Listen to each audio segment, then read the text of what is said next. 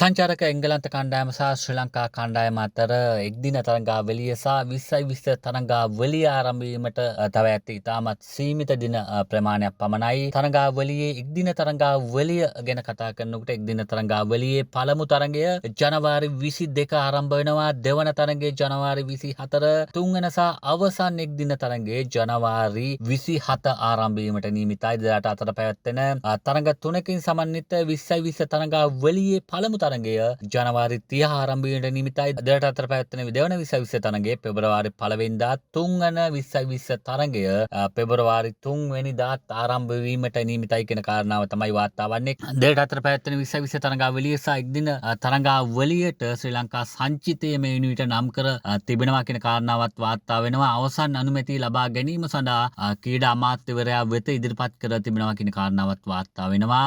එක්දින තරඟාවලිය ගැන කතා කරනකොට එක්දින තරඟාවලියේදී ශ්‍රී ලංකා සංචිතයේ හිටපු ක්‍රීඩකයන් කිහිප දෙනෙකුටම සිය ස්ථානය අහිමි වී තිබෙනවා. ඒ වගේම තමයි 2020 තරඟාවලිය ගැන කතා කරනකොට එම සංචිතයේ ප්‍රබල ක්‍රීඩකයන් කිහිප දෙනෙකුම සංචිතයෙන් ඉවත් කර තිබෙනවා කියන කාරණාව තමයි වාර්තා වන්නේ. ශ්‍රී ලංකා එක්දින සංචිතය ගැන කතා කරනකොට ලහිරු උදානට සිය ස්ථානය අහිමි වී තිබෙනවා කියන කාරණාවත් වාර්තා වෙනවා. වනිදු හසරංගට සහ දුස්මන්ත චමීරට යම් වේගයක් ලබා දීමට තීරණය කර තිබෙනවා කියන කාරණාවත් මේ වන විට වාර්තා වෙනවා. මොවුන් දෙදෙනා ආබාධ තත්වයකින් තොරව ඉදිරි තරඟ සඳහා මුහුණ දීමට මේ තීරණය ගන්න ඇති කියන කාරණාවත් වාර්තා වෙනවා. ශ්‍රී ලංකා එක්දින සංචිතය නම් කර ඇති ක්‍රීඩකයන් ගැන කතා කරනකොට සුපුරුදු පරිදි චරිත් අසලංක වෙත නායකත්වයේ හිමි තිබෙනවා.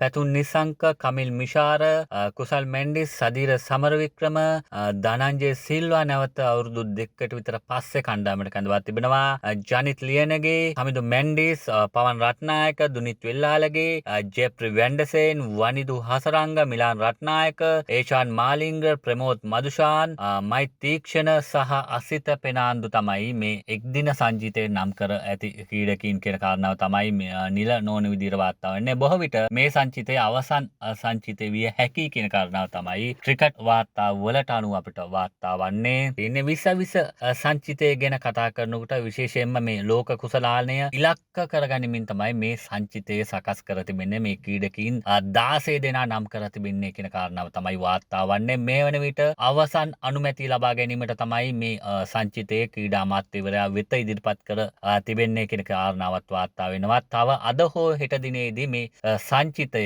නිල වශයෙන් ප්‍රකාශයට පත් කිරීමට නියමිතයි කියන කාරණාව තමයි වාර්තා වන්නේ. පාකිස්තාන් කණ්ඩායම සමග නම් කළ කණ්ඩායමට අනුව බලනකොට කුසල් ජනිත් පෙරේරා සහ නුවන් තුෂාරම කණ්ඩායමේ සිටියා.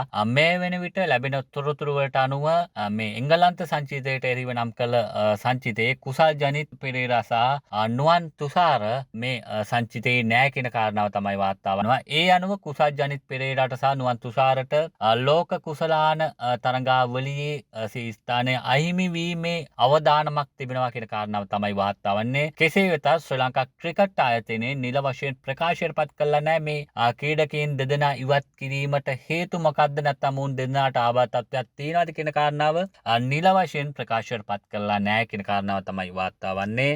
ඒ අනුව එංගලන්ත කණ්ඩායමට එරෙහිව 2020 සංචිතයට නම් කළ ක්‍රීඩකීන් 16 දෙනා ගැන සොයා බැලුවෙත් දසුන් ශානක සුපුරුදු පරිදි නායකත්වය හිමි කරගෙන තිබෙනවා. එයාගම තමයි පැතුම් නිශංක, කමිල් මිෂාර, කුසල් මෙන්ඩිස්, ධනංජය සිල්වා අවුරුදු දෙකකට පසුව නැවත 2020 සංචිතයට කැඳවා තිබෙනවා. චරිත් අසලංක, ජනිත් ලියනගේ, කමුදු මෙන්ඩිස්, වනිදු හසරංක, දුනිත් වෙල්ලාලගේ නැවත සංචිතයට කැඳවා තිබෙනවා.